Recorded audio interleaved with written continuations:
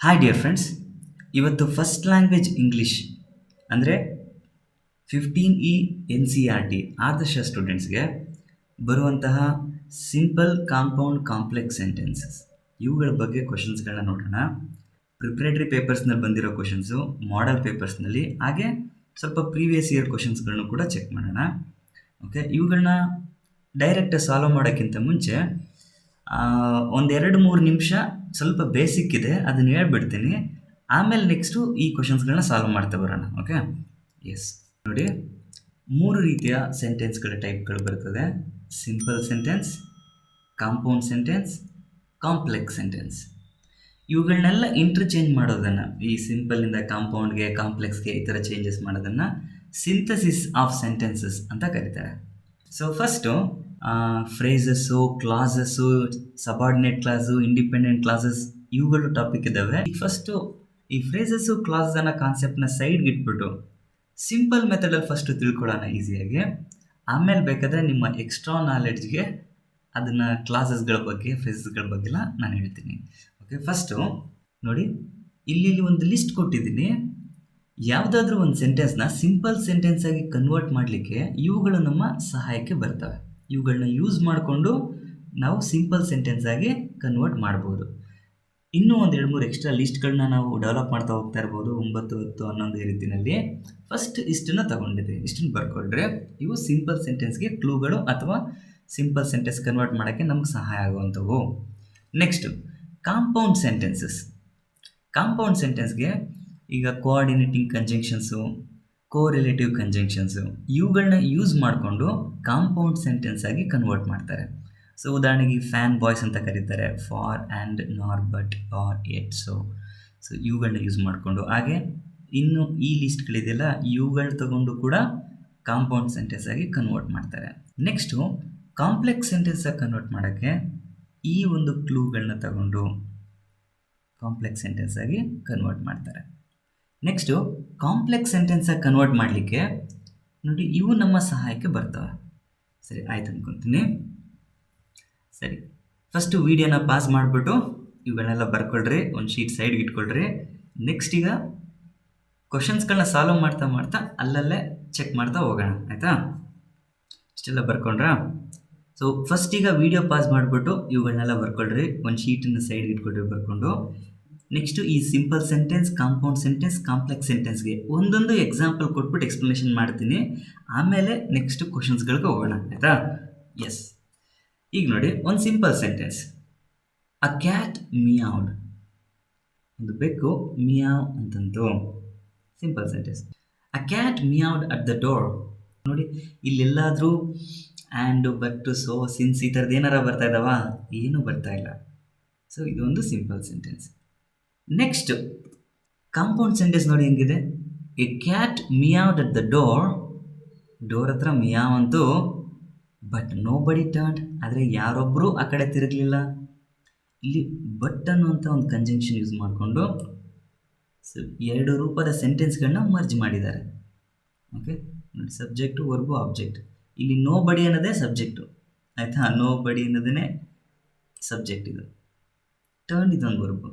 ಇದು ಒಂದು ಸೆಂಟೆನ್ಸ್ ರೀತಿ, ಇದು ಒಂದು ಸೆಂಟೆನ್ಸ್ ರೀತಿ. 2 ಸೆಂಟೆನ್ಸ್ಗಳನ್ನ ಕಂಜಂಕ್ಷನ್ ಯೂಸ್ ಮಾಡಿಕೊಂಡು ಮರ್ಜ್ ಮಾಡ್ತಾ ಇದ್ರೆ ಅದನ್ನೇ ಕಾಂಪೌಂಡ್ ಸೆಂಟೆನ್ಸ್ ಅಂತ ಕರಿತೀವಿ, ಆಯಿತಾ? ಎಸ್, ನೆಕ್ಸ್ಟ್ ನೋಡಿ ಕಾಂಪ್ಲೆಕ್ಸ್ಗೆ. ಇದು ಕಾಂಪ್ಲೆಕ್ಸ್ ಸೆಂಟೆನ್ಸ್ ನೋಡಿ. When a cat meowed at the door, nobody turned. ಇದನ್ನು ಅವ್ರು ಯಾವ ಥರ ಸೆಂಟೆನ್ಸ್ನ ಮರ್ಜ್ ಮಾಡಿದ್ದಾರೆ ಅಂತಂದರೆ, when a cat meowed at the door, nobody turned.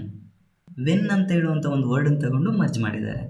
Meaning ಏನು ಕೊಡುತ್ತೆ ನೋಡಿ, ಇದನ್ನು ಡಿವೈಡ್ ಮಾಡಿದಾಗ, ಯಾವಾಗ ಒಂದು ಬೆಕ್ಕು ಡೋರ್ ಹತ್ರ ಮಿಯಾವಂತೋ ಅಂತ ಒಂದು ಸೆಂಟೆನ್ಸ್ ಕೊಟ್ಟರೆ, ನೋ ಬಡಿ ಟರ್ನ್ಡ್, ಯಾರೊಬ್ಬರು ಆ ಕಡೆ ತಿರುಗಲಿಲ್ಲ. ಸೊ ಇದು ಸಪ್ರೇಟಾಗಿ ಬೇಕಾದ್ರೆ ನಿಂತ್ಕೋತದೆ. ಯಾರೊಬ್ಬರು ತಿರುಗಲಿಲ್ಲ, ಯಾರೊಬ್ಬರು ನೋಡ್ತಾ ಇಲ್ಲ, ಯಾರೊಬ್ಬರು ಬರ್ತಾ ಇಲ್ಲ, ಯಾರೊಬ್ಬರು ಹೋಗ್ತಾ ಇಲ್ಲ, ಎಲ್ಲರೂ ಬರ್ತಾ ಇದ್ದಾರೆ, ಎಲ್ಲರೂ ಹೋಗ್ತಾ ಇದ್ದಾರೆ, ಎಲ್ಲರೂ ಮಾತಾಡ್ತಾ ಇದ್ದಾರೆ. ಈ ರೀತಿಯ ಸೆಂಟೆನ್ಸು ಸಪ್ರೇಟಾಗಿ ಇಂಡಿಪೆಂಡೆಂಟಾಗಿ ಬೇಕಾದ್ರೆ ನಿಂತ್ಕೊಳ್ತವೆ ನೋಡಿ, ಈ ರೀತಿ ಸೆಂಟೆನ್ಸ್ಗಳು. ಆದರೆ ಯಾರಾದರೂ ಬಂದ್ಬಿಟ್ಟು ನಿಮ್ಮ ಮುಂದೆ ಒಂದು ಬೆಕ್ಕು ಡೋರ್ ಹತ್ರ ಮಿಯಾವ್ ಅಂದಾಗ, ನೆಕ್ಸ್ಟ್ ಏನಾಯಿತು ಹೇಳಲೇ ಅಂತ ಕೇಳ್ತೀವಿ ತಾನೆ, ಹಂಗೆ. ಸೊ ಇದು ಪಕ್ಕದಲ್ಲಿ ಏನಾದರೂ ಕಂಪ್ಲೀಟ್ನೆಸ್ ಕೇಳುತ್ತೆ. ಸೊ ಈ ಥರ ಇದ್ದರೆ ಒಂದು ಕಾಂಪ್ಲೆಕ್ಸ್ ಸೆಂಟೆನ್ಸ್ಗಳು ಅಂತ ಕರಿತೀವಿ. ಓಕೆ, ನೀವು ಕಾಂಪ್ಲೆಕ್ಸ್ ಸೆಂಟೆನ್ಸ್ನ ಎಲ್ಲ ಎಕ್ಸಾಂಪಲ್ನ ನೋಡಿದ್ರೆ ಸೊ ಇದೇ ರೀತಿ ಇರ್ತದೆ. ಏನೋ ಒಂದು ಕಂಡೀಷನ್ ಇರ್ತದೆ, ನೆಕ್ಸ್ಟ್ ಏನೋ ಬೇಕು ಅನ್ನೋ ಥರ ಕೇಳ್ತಾ ಇರ್ತದೆ. ಸೊ ಇದು ನಿಮ್ಮ ಸಿಂಪಲ್ ಅಂಡರ್ಸ್ಟ್ಯಾಂಡಿಂಗ್ಗೆ. ಈ ಫ್ರೇಸಸ್ಗಳು ಕ್ಲಾಸಸ್ಗಳು ಮುಖಾಂತರನೂ ಅಂಡರ್ಸ್ಟ್ಯಾಂಡ್ ಮಾಡ್ಕೋಬೋದು. ಅದನ್ನು ಲಾಸ್ಟಲ್ಲಿ ಬೇಕಾದ್ರೆ ಒಂದು ಐಡಿಯಾಸ್ಗಳನ್ನ ಕೊಡ್ತೀನಿ, ಬಟ್ ಇದು ಸಿಂಪಲ್ ಮೆಥಡ್ ಅನಿಸುತ್ತೆ. ಓಕೆ, ನೆಕ್ಸ್ಟ್ ಈಗ ಕ್ವಶನ್ಸ್ಗಳನ್ನ ಸಾಲ್ವ್ ಮಾಡೋಣ. ಸೆಕೆಂಡ್ ಪ್ರಿಪರೇಟರಿ ಬಂದಿರೋಂಥದ್ದು, in spite of his riches is unhappy. So ಇದಕ್ಕೆ ಕಾಂಪೌಂಡ್ ಕಾಂಪ್ಲೆಕ್ಸ್ ಮಾಡಲಿಕ್ಕೆ ನೀವು ಒಂದು ಲಿಸ್ಟಿನ ಸ್ಟಾರ್ಟಿಂಗಲ್ಲೇ ಬರ್ಕೊಂಡಿದ್ದೀರಲ್ವಾ? ಎಸ್, ಇಲ್ಲಿ ಇನ್ಸ್ಪೈಟ್ ಆಫ್ ನೋಡಿ, ಇಲ್ಲಿದೆ ಇನ್ಸ್ಪೈಟ್ ಆಫ್ ಅಂತ. ಓಕೆ, ಇದಕ್ಕೆ ಕಾಂಪೌಂಡ್ ಸೆಂಟೆನ್ಸ್ಗೆ is rich but is unhappy ಅಂತ ಹಾಕ್ಬೋದಲ್ವಾ? ನೋಡಿ, is rich but is unhappy. ಯಾವುದೋ ಒಂದು ಕ್ಲೂ ನಮಗೆ ಯೂಸ್ ಆಗ್ತಾ ಇರ್ತದೆ, ಆ ಕ್ಲೂನ ಹುಡುಕ್ಬೇಕು. ಮೀನಿಂಗ್ ಅರ್ಥ ಮಾಡ್ಕೊಳ್ಳೋಣ, ಯಾವ್ದು ಮ್ಯಾಚ್ ಆಗುತ್ತೆ ಅದನ್ನು ಹಾಕೋಣ. ಓಕೆ, ನೆಕ್ಸ್ಟ್ ಕಾಂಪ್ಲೆಕ್ಸ್ ಸೆಂಟೆನ್ಸ್ಗೆ ಹಾಕ್ತೀವಿ ಅಂತಂದರೆ ನೋಡಿ, ದೋ ಅನ್ನೋದು ಯೂಸ್ ಆಗುತ್ತೆ ನಮಗೆ ಇಲ್ಲಿ. ಹೀಗೆ ದೋ ಈಸ್ ರಿಚ್, ಅವನು ಶ್ರೀಮಂತನಾಗಿದ್ದರೂ ಕೂಡ ಈಸ್ ಅನ್ಹ್ಯಾಪಿ, ಅವನು ಅನ್ಹ್ಯಾಪಿ ಆಗಿದ್ದಾನೆ. ನೋಡಿ, ಒಂದು ಕಂಡೀಷನ್ ಯಾಕೆ ಹೆಂಗೆ ಕೂರಿಸ್ಬೋದು ಅಂದರೆ ಇಲ್ಲಿ ದೋ ಈಸ್ ರಿಚ್, ಅವನು ಶ್ರೀಮಂತನಾಗಿದ್ದರೂ ಕೂಡ ಆಮೇಲೆ ನೆಕ್ಸ್ಟ್ ಏನು ಅಂತ ಕೇಳ್ತೀವಲ್ವಾ, ಹಾಗೆ.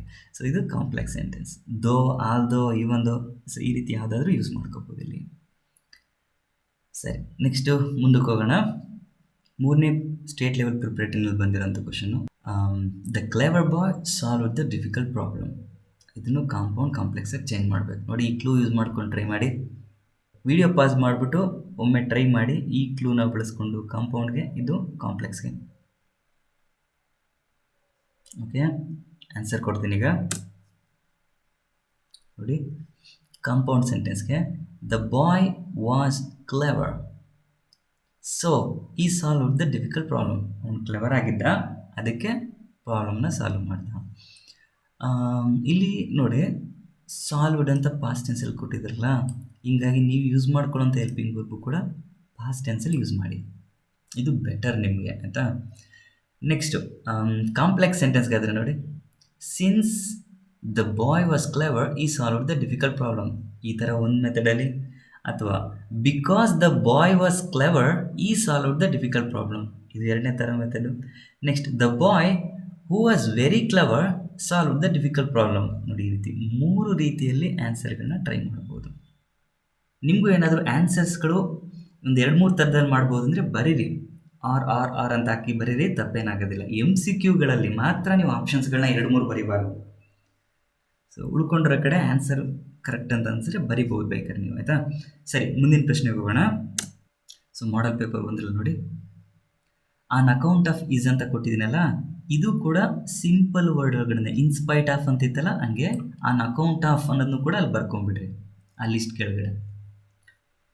ಸರಿ, ಇದಕ್ಕೂ ವಿಡಿಯೋ ಪಾಸ್ ಮಾಡಿಬಿಟ್ಟು ಟ್ರೈ ಮಾಡಿ.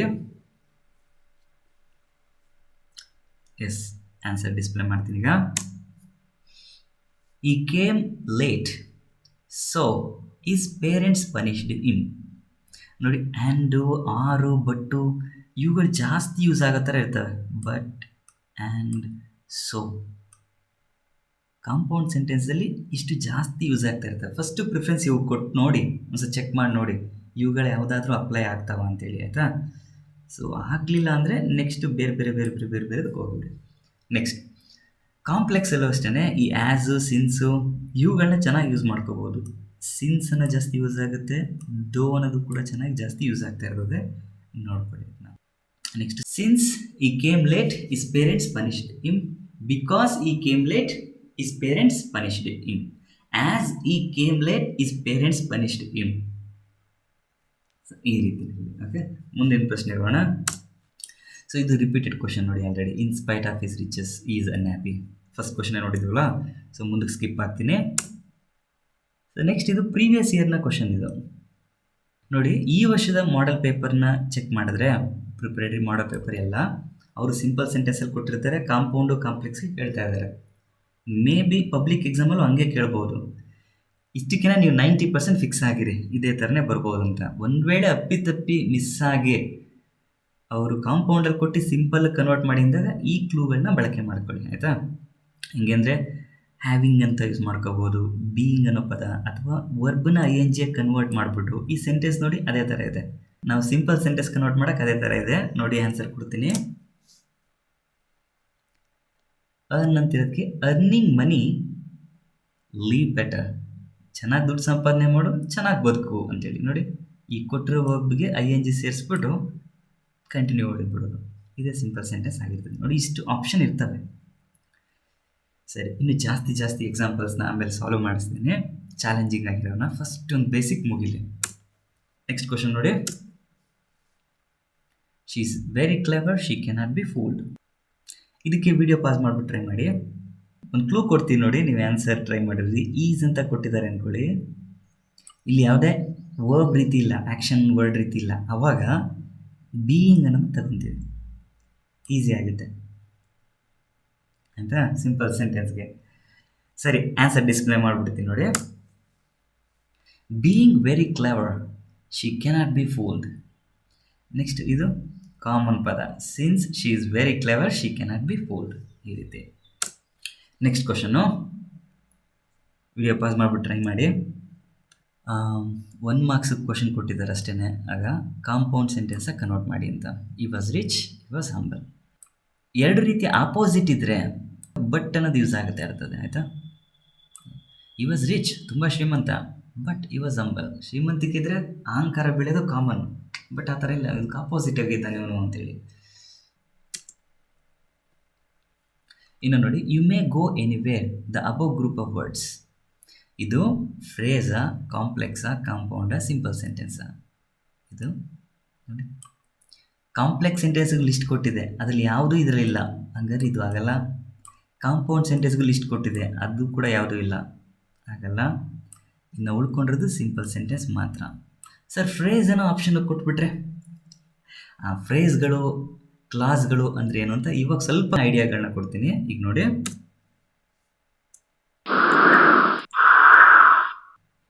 ಇದೊಂದು ಲೆಟರ್ ಅಥವಾ ಆಲ್ಫಾಬೆಟ್ ಅಂತ ಕರಿತೀವಿ.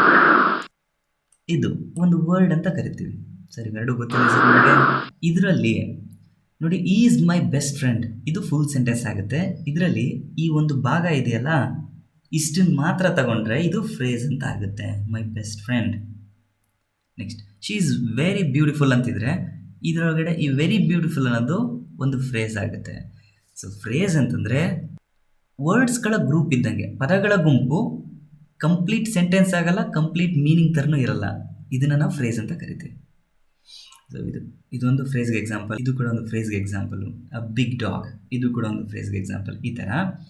ನೆಕ್ಸ್ಟ್ ಈಗ ಕ್ಲಾಸ್ ಬಗ್ಗೆ ಹೇಳ್ತೀನಿ ನೋಡಿ. ಕ್ಲಾಸ್ ಅಂದರೆ, ಸೊ ಇದೊಂದು ಫುಲ್ ದೊಡ್ಡದಾಗಿರೋಂಥ ಒಂದು ಸೆಂಟೆನ್ಸ್. ಸೊ ಒಂದು ಕಾಂಪ್ಲೆಕ್ಸ್ ಸೆಂಟೆನ್ಸ್ ಥರ ಇದೆ ಅಂತ ಅಂದ್ಕೊಳ್ಳೋಣ.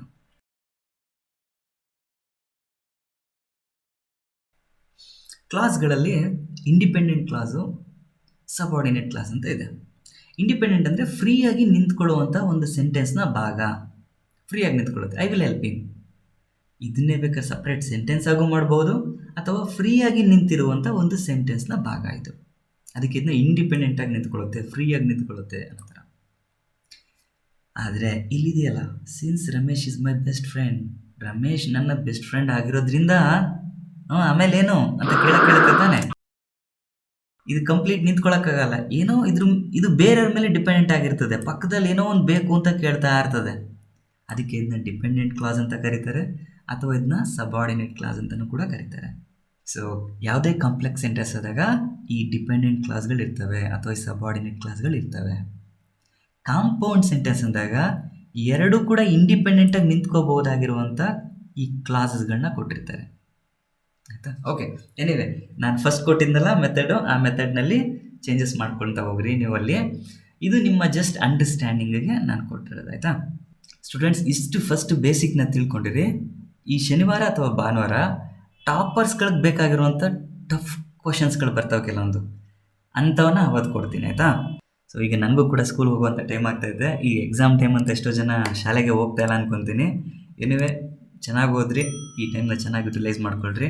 ಸೊ ಟೇಕ್ ಕೇರ್, ಬಾಯ್.